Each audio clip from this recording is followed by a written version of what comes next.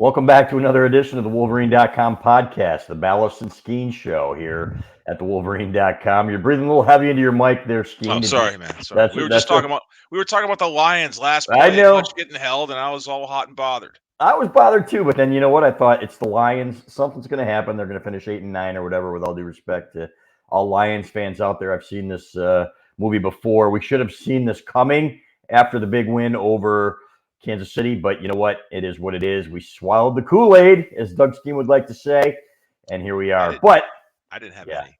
well, okay. Well, I'll get you some next week after they beat Atlanta. So, and they're 2-1. So Atlanta's 2-0. I'll tell you what, it's same old Lions if they lose at home to Atlanta and they lose their first two home games. But we're not here to talk about the Lions. We're here to talk about Michigan football, and that's not going to be much more pleasant this week after the night game and the awesome light shows. I'm sure that really grabbed your attention there, Skeen. I heard a lot of the older generation saying turn the lights on, and everything else, and they weren't impressed. But what I was not impressed with was the football and especially Yeah. the offense. The defense was okay. You're going to get a couple guys back there. Will Johnson still didn't play. Rod Moore still didn't play, and they keep telling us week after week, these guys are coming back probably next week. And they had a couple balls thrown over their heads. Even Mikey Sainer still had one thrown over his head, which you don't want to see. But at the same time, up front, they did fine. I thought, especially against the run, that defensive line wasn't going to give up a whole lot. But let's talk about the offense first. And to me, a few issues. Number one, J.J. McCarthy playing his worst game in a Michigan uniform. And that we can, you know what, you can chalk that up to, chalk up the loss, a lot of, not the loss, I chalk up the offensive frustration, a lot of that to his play, number one, but number two, the offensive line. And the first interception was not his fault, Skene. And we've talked to two or three different people, including Sharon Moore, about that. I guess the tight end brought the corner back into that play. He should not have been there. What'd you see on that one? And it looked like a simple pitch and catch. Is that really on the quarterback, though? Does he have to understand and see that there and not throw that ball? Yes, absolutely. So it's a Okay. compounded mental error, right? So I read Coach Moore's comments after the game, and you think back of that replay, and you go, yeah, that guy should not have been there. That defender was just doing his job, and that was an easy one for him. But if a true elite level quarterback realizes the mistake by his route tree out there and goes, "Oh, the ball can't go there because that guy's not supposed to be by there," and yet he threw it anyway. So Yeah. that was an ugly one. And then some of the other plays were obviously pretty ugly, and throughout the course of JJ pressing and the one where he really he ran around and extended the play, and that's where we've been talking for 2 years now. Wow, it's so exciting when he does that, but yet he throws it up for grabs and on that play, he just tried to be too big of a hero. And I just wish Cade McNamara would have rubbed off a little bit more, just a little bit Yeah. on JJ. And what I mean by that is the beauty and the maturity of just throwing it away. Just get rid of it, throw it away, and live for the next down. You don't have to crisscross and circle back and forth on every single opportunity. It's in a word, it's called pressing. You're trying to do too much. Yeah. So in McNamara, I always really enjoyed when he would just be like, you know what? It's not there, throwing it out. Even if we have to punt, we'll do this next time. We got this. Our defense is handling it, so let's try not to do too much. I will say this: he was trying to throw that one ball out of bounds. He said on the sideline, he said, "I should have thrown it into row 30." He said, "I've been doing it in practice too, where I'm just not getting enough on it." So I'll give him the benefit of that doubt there until it happens, or if it happens again, which I don't think it will. He does generally learn from his mistakes. He had one terrible pass where he had some pressure, and it seemed to panic a little bit. Threw it to the middle of the field when there was nobody open, and the Yeah. defensive back undercut him and picked it off. Yeah, that was, it, in a word, the game. We're talking about JJ and the offensive line and everything. I thought the run defense was good. It should have been good. The Bowling Green offensive line was nothing that Michigan's defensive front shouldn't have been able to handle. But offensively, it was certainly clunky and ugly at times. And you and I were talking before you hit the record button on this episode here, and it's like, well, is this football team bored? And I think there's probably an element of truth to that, Ballas, and that you remember you got a bunch of young guys. They're checking the box here, playing these teams that they should absolutely destroy, and they've been telling everybody, the Vegas betting line is 40 points or whatever it was, and you're number two in the nation. There's no challenge on paper here, and no matter what this coaching staff does to motivate these guys, admittedly back, 30 years ago, we'd feel the same way. We're lining up to play somebody ho hum, and you go out there and you play like, average or underwhelming, and you watch the film and you go, man, I'm a lot better than that. We're a lot better than that. And yet, maybe the next week, and they said that last week, you've heard that the first couple weeks, we got to get better at things. But then your next opponent is someone that doesn't really make you sit up in your chair either. And so I think that'll change this week because the Rutgers team is well coached. We know how well Coach Giano can coach a football team and specifically a defense. So I think this will bring a new challenge and hopefully a new renewed energy for this football team. But it was not a pretty football game. At the half, I'm like, yikes, this is just not enjoyable to watch here.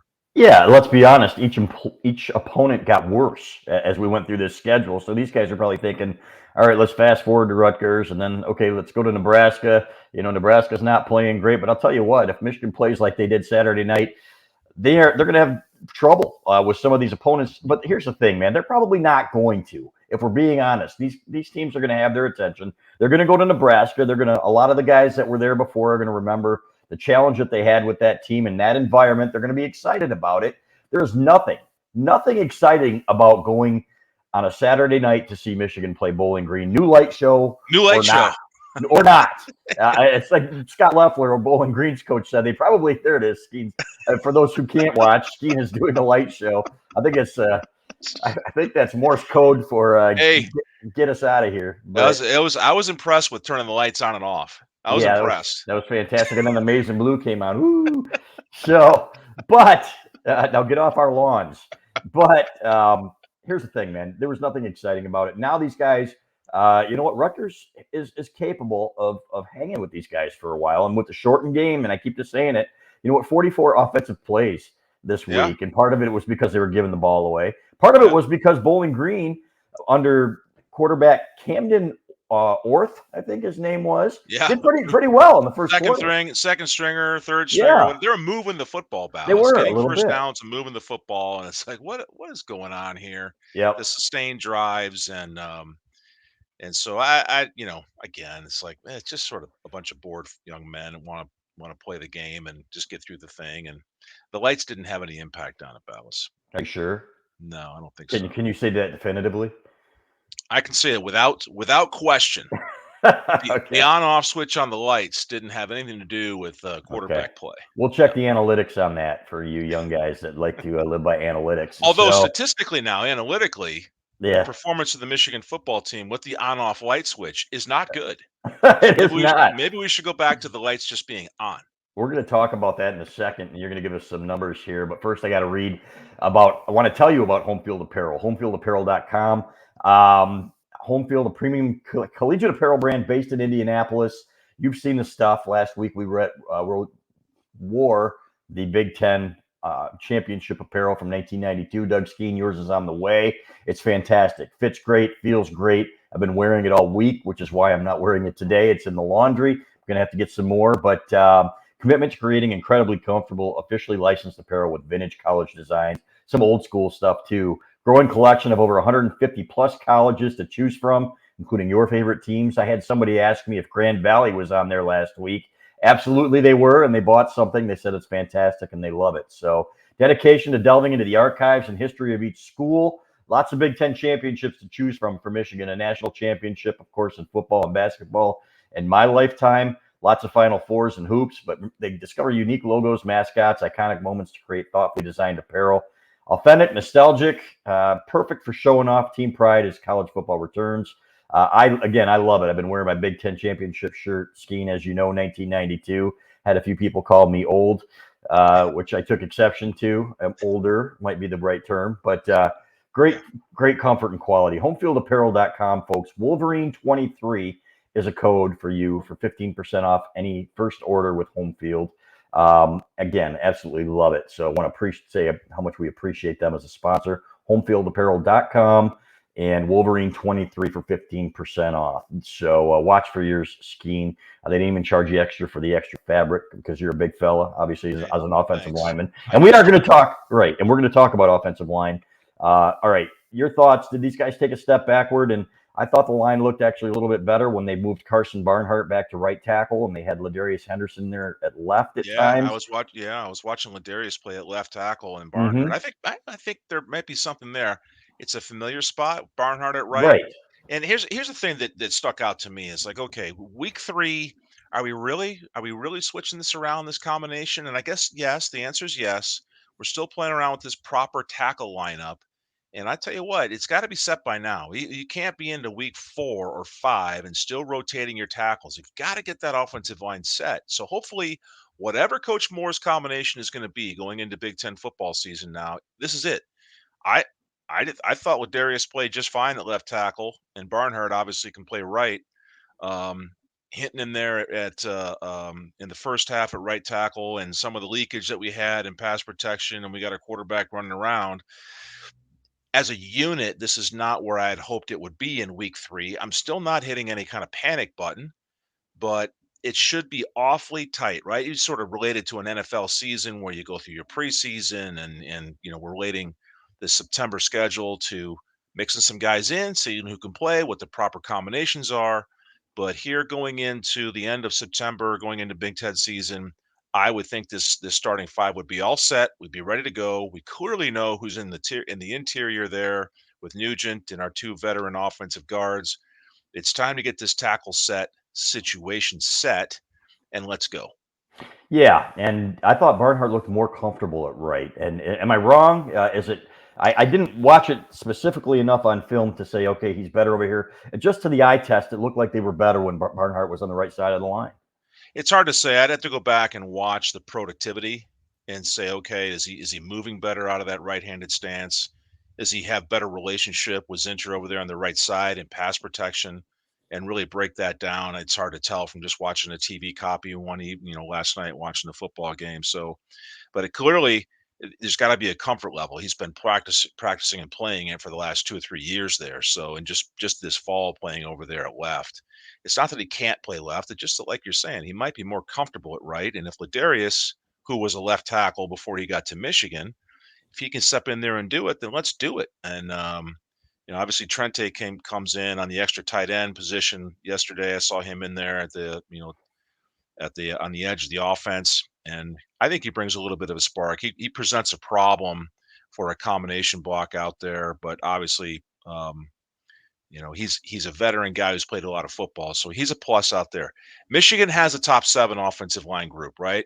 There's clearly a top 5 in my mind of talent, and then you've got your extra tackle in the game, being Trente or Ladarius, whoever it's going to be, and then you've got Al Hadi in there in the middle, who can maybe move around and be your next guard in the game. So it's time to settle that thing in, and let's get down to winning this Big Ten. Yeah, and it's not unprecedented for them to make moves this late in the season. If you look at David Boss in 2004, remember they were like, okay, we're not good enough at center. We're going to move Mhm. him from guard to center, and boom, they started taking off. They played much Yep. better against Iowa. You didn't have a problem anymore. So it's okay to tinker because you know what? Unless you really screw up, and it's possible, man. If you look around the country, there are almost no sure things unless you're Washington going up to Michigan State. Mm. There are almost no sure things in college football. You look at Alabama struggling 3-3 with South Florida at halftime. Georgia was down 10 at home to South Carolina for a while. So Mhm. those teams are better than Bowling Green, or South Carolina is. But Mhm. you know what? This is one of those things where you don't have to be perfect. And Lloyd Carr always said it's not a game of perfect. But two things I will say is that J.J. McCarthy's not going to play that badly again. I don't have much hesitation in saying that. He was off. Something was wrong. I'm sure it was a combination of things. And if that game is 14-0, Skene, if they don't throw that pick, I think the game takes on a completely different tenor there, and they probably go on to win the thing 40-something to 3 or whatever it is. So there's that. Instead, it wasn't. And some of the things that in the running game, I was a little bit, I would say, I felt better about Skene. I thought that Blake Corum ran harder and looked like the Blake Corum of old. His feet were moving. I thought he was a little bit more powerful, put his shoulder down a few times. And I thought there was a little bit more push up front. Am I wrong there? No, no, you're not wrong there. Corum clearly is the better performing back of the two that we have right now. Corum is finding the seams, finding the creases, accelerating the feed, and getting more first downs and better yardage than Edwards is right now. It's just a reality. And I don't know what it is about the specific play calling that's going on in there with the different backs that with when Edwards in there and Corum is not. But right now, there's a clear number one in the backfield. That's Blake Corum in my mind. And so Edwards has got to find a way to either be patient and find more creases, or the coaching staff has to find a different way to get this kid the football on the football field because he's clearly talented and a threat to a defense. But it's good to see Corum back in there playing the way he is because obviously we're going to need him. But we need to have a happy backfield too, Ballas. You Mm. got two guys there that want that football a lot, and that's a balancing act that this coaching staff's going to have to deal with for the balance of this season. Yeah, and Blake Corum is the better running back, and I said that at the Mhm, beginning of the year, and it's not to discount what Donovan Edwards has done for Michigan. I just think he's a different kind of back, and if mhm, you look at him as a pass catcher, when they have him on the field at the same time, those guys are dangerous together, and I like it. mhm, But he mhm. was frustrated. There's no question about it. He was talking to some people I know, and he said, "Man, people are going to think I'm no good, and it's I'm trying to Well, do what I no, can no. here." Listen, Yeah, when you say, or anybody else, or myself, or yeah, anybody says Corum is the better back, that doesn't mean yes, that Donovan is not good. of course, That means he's damn good. It just means that right, Corum is performing better right now. It's a luxury position. It's yeah, so it's not a downgrade or a negative right, for Edwards. So but I can understand this frustration. sure. These young man wanted to have an incredibly productive season, and so far here three games in, it's not quite where he wants it to be. So it's on him to fix that. Yep, it's on all of them to fix it, and the coaches would say the same. So we'll see where it goes next week. But I like Rutgers coming in as a test. It almost feels like the season's beginning next week, Skene. And this is the kind of opponent that I would like to see them play in the non-conference, frankly. It always does. And so over the years we've watched Michigan now, well, certainly since I left and while I was there. There's always a reset button of some sorts when the Big Ten season starts. And this will be no different this year. And maybe it's a luxury position that you just have Rutgers. It's only Rutgers, which is a dangerous thing, right? Mhm. When you're not starting off with, Penn State or something like that in a season like this.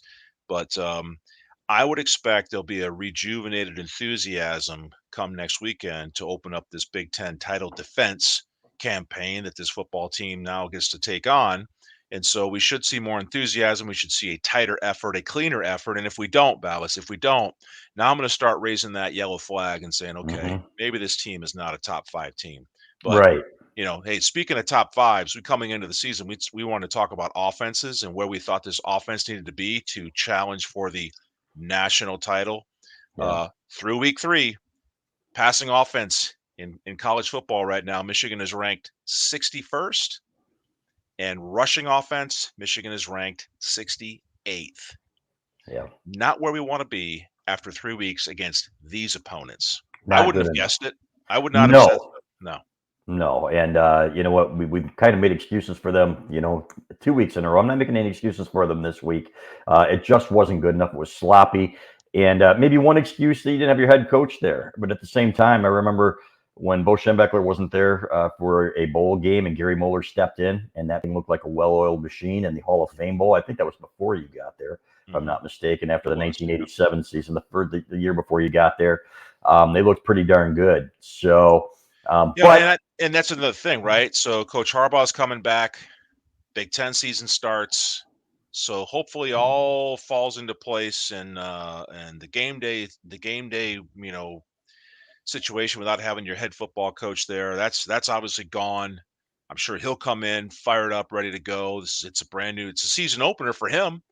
right. First time he gets to be on the sideline with his team now in this year. So I think that bodes well for Michigan. And what a great coaching opportunity for him and his coaching staff to come in, and Coach Harbaugh can come into the building today and tomorrow and probably light into those guys pretty good about the performance they just laid an egg on the light flickering night at Yeah. the new reveal of the fancy light show at Michigan Stadium. They laid an egg. They didn't lay an egg. They won the football game pretty handily, They but they kind of didn't. laid an egg. Well, they won. It was clunky. It was a Yeah. clunky win. Yeah. And I've seen my share of those, and things have been okay. That's the hilarious part is you see the end of the world posts on the message boards, right? We'll never win another game. God, we suck. Yeah. The one year, remember when they beat Rutgers a couple years ago and they had to hold on for dear life, and everybody was Yeah. like, "This team blows." And guess what? They went out and they won the Big Ten in Yeah. impressive I fashion. think we struggled against Maryland last year. Yes, it was Towards the end. 34-27 or something like that. And Yeah. now the one thing that concerns me, and going back to that game, it's like, okay, Maryland kind of punched them in the mouth, and you kind of felt like that was their first taste of competition last year too. So Rutgers is going to come in here amped up, man. I guarantee you, they are not going to be afraid to play that game. Doesn't mean they're going to win, but Michigan's going to have to match their intensity. And I think getting Harbaugh back at this point is going to be good for them. So, but I do want to. I asked Doug Karsh, the voice of Michigan football, what he thought about this team, and he said, it's like probably one of the following. He said maybe they're just not as good as we thought they were, and I don't think he thinks that, and he didn't say that, right? But But that question right there, Balas, right, is this team that's starting to come into focus. It's starting to become a more legitimate question when you see right, performances like we saw. Maybe right. this team isn't the number 2 team in the country. But not the one that we have a definitive answer to. And again, if Correct. you look The around jury college, is still out. right, which brings us to number 2, where he says this is simply a typical good team with endless potential and a lot of work to be done. Look around college football is what he said, and I was like, absolutely. Again, look at the top 5 last week. Nobody was very impressive. Ohio State, pulled away from Youngstown State, in the second half. Was it Youngstown State they played No, this week? was it Western No, it was Western Kentucky? Kentucky. Yeah, they pulled Yeah. away in the second half, but they look a lot like Michigan did in the first 3 weeks. And then he Yeah. said, number 3, maybe they're bored and truly showing signs of missing the head coach. And he said, then maybe it's a combo of all 3. And that's where I am. I think it's a bunch of things going on right now. But there's no question in my mind when I look at the defense. Like Scott Loeffler said, you've got 2 first-round picks on the defensive line, right? And then you look at Junior Colson, you look at Michael Barrett, you look at Hausman. They're missing a couple guys in the secondary, and when they get those guys back, this defense is going to be really, really hard to move the ball on. So there's that. And then I look at the offensive line, and you got a couple of guards. Trevor Keegan had not been playing to his potential. I don't know how he played yesterday. I'm going to lean on you for that one. But these guys can play at a higher level. We know that the receivers are pretty good. You saw the acrobatic play that Cornelius Johnson made yesterday. Oh, yeah. Roman Wilson is looking pretty good running his routes. Now we got to see them against better competition. And then I look at the backs, and I know what the backs can do, and I know what J.J. McCarthy can do. So I know the talent is there. It's just about putting it all together. Yeah, there's no question. So we sit there and you just listed off all this talent that we have in this offensive Right. huddle, plus the guys that come off the sideline to complement this starting 11, no matter who the combination is. So it's just like, fellas, get this going here, man. Yeah. It's not a question of talent or capability or even experience. Yep. Even in the case of Ladarius at left tackle, this kid's played a lot of college football. Yep. He And sure has. so it's time to get going here, and I think Karsh is probably onto something there with the combination of all 3, and to the point that he made, if you look across college football, you see a lot of teams late in September playing a bunch of easy scheduled, schools to get through a September cleanly, with the exception of a few that went and won some tough games. Um, maybe it is just, that time of year where it's like, okay, let's just take a deep breath and let's reset the button here and get going. And Jim Harbaugh teams generally almost always improve as the year goes on. And by the end of the year, they're playing some really good football. The Ohio State game notwithstanding, and that was a lot on their defense and their philosophies in that game, which they have cleaned up. So I really don't have a whole lot of concern yet, especially number 1 about the defense. That defense is going to keep them in every game. It's probably going to win most of the games on the schedule alone for them because teams are just not going to be able to score a lot on them. Obviously, the games that everybody's looking at are Penn State and Ohio State, and defense, you're not going to win with defense alone in those games. But number 2, there's no question in my mind that offense is going to improve. And all of a sudden, J.J. McCarthy is not dog crap here, guys. This guy was completing balls at an 87% clip to lead the nation, and everybody else was playing crappy competition too. So you can talk about the competition, but he was throwing darts in there. Bad games happen every now and then. It's not a game of perfect, as Lloyd Carr said. So he's going to get better. So that's why my concern level isn't all that high. Again, if we're having this conversation after Rutgers where, they squeak by or, win a 3-4 point game or something like that, then maybe it's going to be different. Yeah, there's some concern floating around in the air in my mind, but not panic. If this offense doesn't tighten up, it's going to be a problem down the road. The good news is that we don't have to go to Penn State next week or the week after that. Zoom tight. Thanks for hitting the mute button. That was very kind of you. Absolutely. My pleasure. Yeah. Didn't want to get anything on you there. Yeah, thank you, man. Yep. So it is, again, I think for us fans and observers of this football program and the people that love this football program, it's like, okay, yeah, we expect, these roster or the schedule that we see here to be covering these games by 40 points and blowing them out, and the game being over by the first quarter. And we talked about this for the last 3 weeks. When it doesn't go perfectly, it's easy for us fans to go, oh my gosh, what's wrong? And yet, in about another month from now, if we're still undefeated, no one's going to care. We're not going to No, care. no, And I these passing now, that the statistics are what they are. I do believe that this passing efficiency and this running efficiency, we can't live in the middle of the pack in all of college football and expect to repeat as Big Ten champions and go on chase the big trophy. So that performance, the statistics have to get better, and you do that, Ballas, by doing what? Put your foot in the right place at the right time when you come out of your stance. yeah. Don't look at the big picture.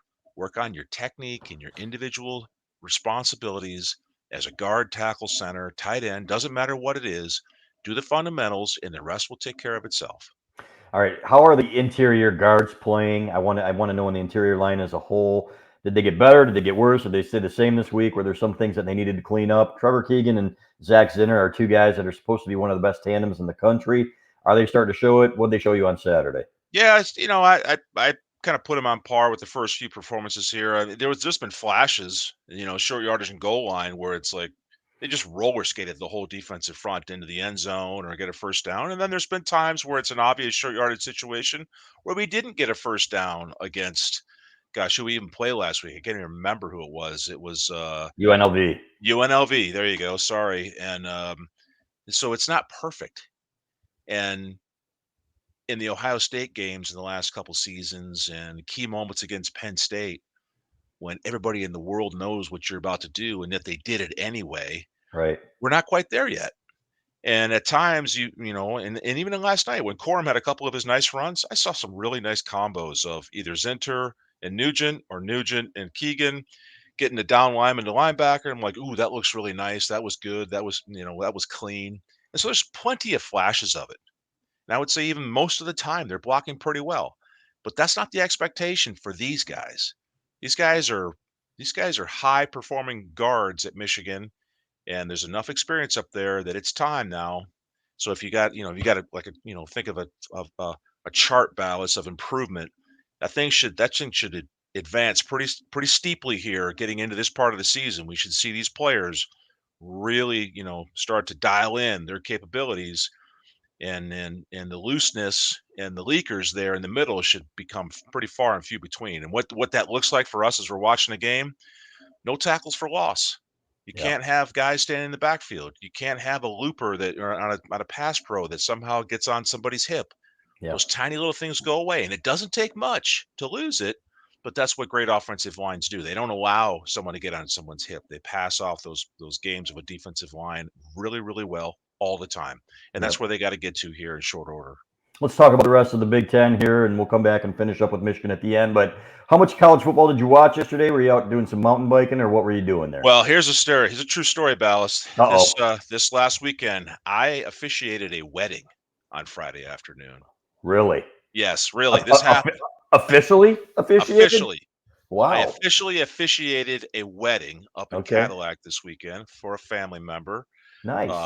And so the wedding was on Friday, went off very well, and bride and groom happy. Had a lot of fun that night with friends and family up there. So that was all fun. And then yesterday evening, watched a lot of football. Watched Okay. obviously the Michigan game and a lot of highlights. I wanted to catch that Colorado game to see how that went. But you watch the Michigan game, you see the highlights of other games, South Carolina down there in Georgia. And so you mentioned it earlier. There's a lot of highly rated teams that look kind of clunky, but pulled it out and won by, a pretty easy margin. Take Michigan, put them in the same bucket, and let's move on to more important parts of the season. Yeah, without a doubt. Penn State struggled a little bit with Illinois first early on, and Illinois threw, I think, 5 or 6 interceptions. They're Yeah. terrible. Indiana, battled Louisville. They're not going to be very good. Maryland had some issues early on again in their game and on Friday night. So you look around the Big Ten, and then, of course, Michigan State. What do you make of that program and what's going on? You know what? I would expect now, if Mel Tucker gets fired as expected in early October, if he has that hearing, even if he doesn't, man, are guys going to be flocking to the portal? What is going to be Well, what keeps them here? My honest opinion is guys flock to the portal every year, no matter Mm-hmm. what. I've said this, you and I've talked about this. I think for a lot of young men playing college sports and young women playing college sports, it's a 1-year commitment now with the availability to go make money somewhere else the very next year because I can. Do I think there'll be a higher percentage if it gets messier up at Michigan State? Yes, I do. And I think there's some mysterious reason why the quarterback and their number one wide receiver left last year to go play for somebody else. And I think it's safe to say that the Michigan State football program is kind of a mess right now, and for all the wrong reasons, unfortunately. And it'd be nice if that school, as a member of the Big Ten, could clean it up and get it clean. But I don't think that's going to happen fast. No. From what I've read, it sounds like the lawyers are circling, and this could drag on for a while for Michigan State, which is unfortunate for the players on the team and the Yeah. families that signed up for a positive experience and hopefully learn how to be productive members of society and everything else that we hope for all these young athletes playing college sports across America. But for failed leadership and someone who makes some really galactically stupid decisions, it's an example of what not to do when you get into positions of leadership and you have to lead young people. You don't want to do some things up there, but Michigan State needs to handle this as best they can and move on. And unfortunately, the young guys on that football team are caught in the crosshairs, and it showed on Saturday. They got blown off the field, and that's so. Part of me, a small part of me, bows because they wear the green and white. Part of me feels bad for them because this is not what anybody signed up for up there. But I think that's going to be a mess for a little bit. Yeah, there's more coming, according to some of my guys that were on the sidelines at Michigan State. More allegations probably coming, and without getting into details. So it could get worse before it gets better. And these guys could probably leave, mid-season, some of these players, and preserve a year of eligibility if they haven't played in their number of games. Oh, is that? Yeah, I didn't think Yeah, about that part of it. that's what I was. That's what I was meant to bring up. It's like, Oh okay, yeah. you could have a mass exodus before the Michigan game. So you look at that as, boy, we're going to go up there and Michigan's going to have a hard time. Now they play like they did Saturday night. That could be a decent game for a while, but you got to feel better about Michigan's chances up there, right? Well, absolutely, I do. But here's, the other part about the current era of college football. Don't think for a second that the top players on Michigan State's roster aren't hearing from the Of course. handlers of all these other schools across America. This is going on, people, and the NCAA is doing nothing about this at any school across the country. But I guarantee you, Michigan State's top players are getting those phone calls and the offers to hit the portal and come play for us, and we'll sign you up for all these NIL deals. And so it absolutely could be a mess. How they preserve it, I don't know. And then you think about this. Think if you're a coach on this assistant coach on this staff right now. Your coach is going to get fired. You know what happens when the head coach gets fired? Everybody's gone. You're Right. done. You're out of here. So it's a mess, and it sucks. And hopefully we get moved on. But yeah, the Big Ten. Hey, outside of Ohio State, Michigan, and Penn State, Not yikes. much to talk home Not much, about. not really there. To talk Yeah, about. not Yeah. much to talk about this year. No, Iowa's going to struggle offensively again. Cade McNamara, they won 41-10, but his numbers weren't great. They ran up the score at the end there. Wisconsin looks vulnerable, so I don't know who's going to win the West. It's going to be by default again. So, you know what? Put me on the spot.